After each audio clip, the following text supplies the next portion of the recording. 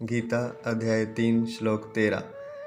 यज्ञशिष्टाशिनः सन्तो मुच्यन्ते सर्वकिल्बिषैः भुञ्जते ते त्वघं पापा ये पच्यन्त्यात्म कारणात्। यज्ञ से बचे हुए अन्न को खाने वाले श्रेष्ठ पुरुष सब पापों से मुक्त हो जाते हैं। सर्व किल्बिषैः मुच्यन्ते, सर्व पापों से मुक्त हो जाते हैं। और जो पापी लोग अपना शरीर पोषण करने के लिए ही अन्न पकाते हैं, आत्म कारणात् पचन्ति, अपना शरीर पोषण करने के लिए ही अन्न पचाते हैं, वे तो पाप को ही खाते हैं। अघम भुंजते, वे तो ऐसा समझिए कि पाप को ही खा रहे हैं। तो यहाँ पर यज्ञ करने के बाद, देवताओं को आहुति देने के बाद जो कुछ बचता है, जो बच जाता है, उसे खाना है। ऐसा नहीं कि थोड़ा सा अल्प सा कुछ देवताओं को चढ़ा दिया और बाकी सारा खुद खा लिया। नहीं, ज़्यादा उनको चढ़ाना है। यहाँ तो इस सूत्र से यही बात पता चल रही है। और बचे हुए को खाना है। यज्ञ शिष्टा शिनः, यज्ञ से बचे हुए अन्न को खाने वाले श्रेष्ठ पुरुष सब पापों से मुक्त हो जाते हैं। और इसका दूसरा अर्थ भी ले सकते हैं कि पहले दान किया जाए, फिर बचा हुआ खाया जाए। तो 90% दान किया जाए इस हिसाब से, तो क्योंकि बचा हुआ खाना, तो बचा हुआ तो थोड़ा होता है, उसकी मात्रा कम होती है, लेकिन इतना कोई नहीं कर पाएगा। तो इसलिए यहाँ पर ये सूत्र दिया गया है कि 10% तो दान दिया जाए,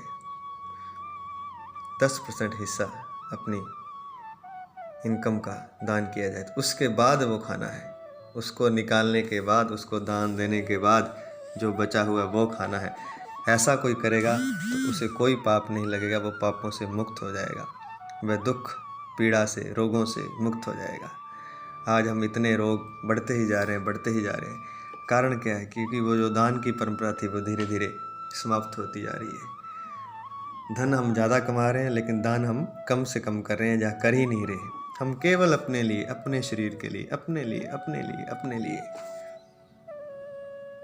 और यही रोगों का कारण है, दुखों का कारण है, कलह का कारण है, क्लेश का कारण है। जो अपना शरीर पोषण करने के लिए अन्न पकाते हैं, वे तो पाप को ही खाते हैं।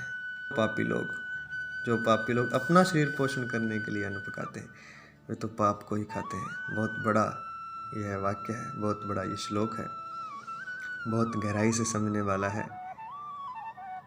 इसके बारे में एक उदाहरण दिया जाता है कि जैसे वृक्ष होता है और समय आने पर उसमें फल लगते हैं, और सभी फल वो दान कर देता है। अगर वो दान ना करे तो क्या हो? अगर फल लगे ही रहें, पक जाएं और नीचे ना गिरे, वहीं लगे रहें, तो क्या होगा? फल पकने के बाद सड़ जाएगा, और जब फल सड़ जाएगा तो जिस डाली से वो लगा हुआ है वो डाली भी सड़ जाएगी, और धीरे धीरे बड़ी डाली और पूरा तना सड़ जाएगा, और पूरा पेड़ सड़ जाएगा, पूरा पेड़ ही ख़त्म हो जाएगा अगर वो दान ना दे, अगर वो अपने फल को दूसरों को ना दे। तो ये एक नियम है पूरी सृष्टि में। जैसे एक तालाब है, तो तालाब जिसमें पानी आता ही रहता है और कभी बाहर नहीं जाता, तो वो धीरे धीरे सड़ जाता है। तो जब तक एक सर्कल नहीं बनेगा तब तक वो सड़ जाएगा, वो ख़त्म हो जाएगा।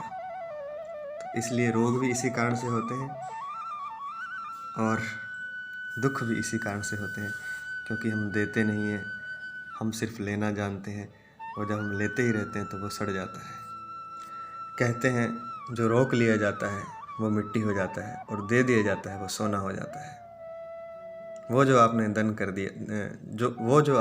कर दिया वो स्वर्ण हो जाता है, और वो जो आपने रोक लिया वो मिट्टी हो जाता है। जय श्री कृष्ण।